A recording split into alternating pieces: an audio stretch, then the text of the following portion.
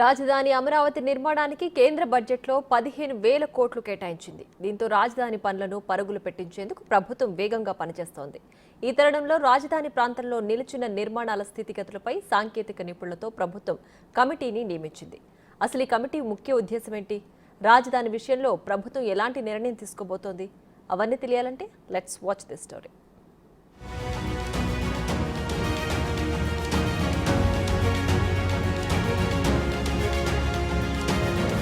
రాజధాని అమరావతి ప్రాంతంలో నిలిచిన నిర్మాణాల స్థితిగతులపై సాంకేతిక నిపుణులతో ప్రభుత్వం కమిటీని నియమించింది.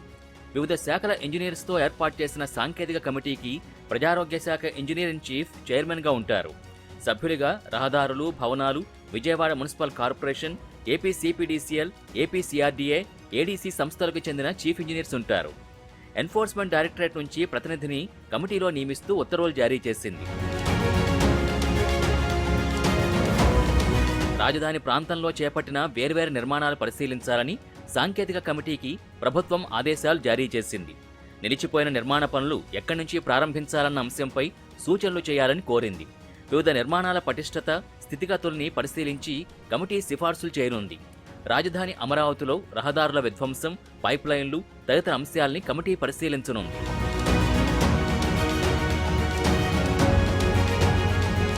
కాగా గతంలో చంద్రబాబు సీఎంగా ఉన్న సమయంలో అమరావతిలో నిర్మాణాలు జరిగాయి. అయితే వైఎస్ జగన్ ప్రభుత్వం ఏర్పడిన తర్వాత ఆ నిర్మాణాలు ఎక్కడికక్కడే నిలిపేశారు. మరోవైపు 3 రాజధానులపై నిర్ణయం తీసుకుంది వైఎస్ జగన్ సర్కారు. ఈ ఏడాది జరిగిన ఎన్నికల్లో కూటమి తిరుగులేని విజయాన్ని అందుకుని ప్రభుత్వాన్ని ఏర్పాటు చేసిన తర్వాత మళ్లీ అమరావతి రాజధానిలో నిర్మాణాలపై ఫోకస్ పెట్టింది. ఇప్పటికే క్షేత్రస్థాయిలో పర్యటించి ఆయా కట్టడాల్ని సీఎం చంద్రబాబు పరిశీలించారు. మరోవైపు తాజాగా కేంద్ర బడ్జెట్లో ఏపీ రాజధాని కోసం ప్రత్యేకంగా నిధులు కేటాయించడంతో రాజధాని ప్రాంతంలో నిర్మాణాలని వేగవంతంగా పూర్తి చేయాలన్న పట్టుదలతో ముందుకు సాగుతోంది ఏపీ సర్కార్.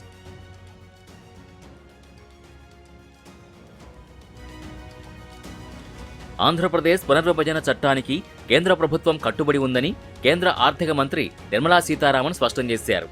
విభజన చట్టాన్ని గౌరవిస్తూ ఆంధ్రప్రదేశ్ అభివృద్ధికి అవసరమైన నిధుల్ని బడ్జెట్లో కేటాయిస్తున్నామని ఆమె ప్రకటించారు.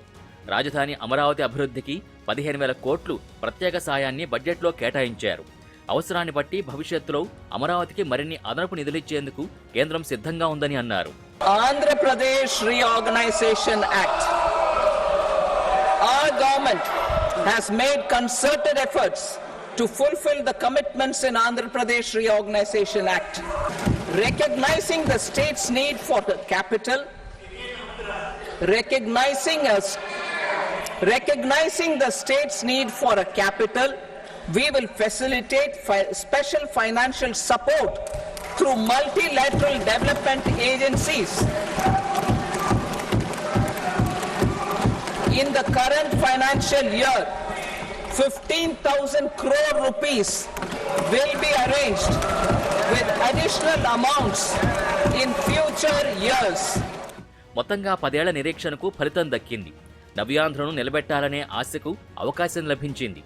నవ్యాంధ్ర రాజధానికి నిధులు సాధించుకుంది ఏపీ. మొదటి 5 ఏళ్లు నిధుల కొరతతో 1 అడుగు ముందుకు 2 అడుగులు వెనక్కి అన్నట్టుగా ఉన్న అమరావతి భవిష్యత్ తర్వాత 5 ఏళ్ల పాటు మూలకపడ్డ పనులతో ప్రజలకు భరోసా లేకుండా పోయింది. ఇప్పుడు మళ్లీ ఆశలు చిగురిస్తున్నాయి. బడ్జెట్లో కేంద్ర ప్రభుత్వం ప్రకటించిన 15,000 కోట్ల సాయంతో నవ్యాంధ్రకు క్యాపిటల్ వర్క్స్ మళ్లీ ట్రాక్ ఎక్కనున్నాయి.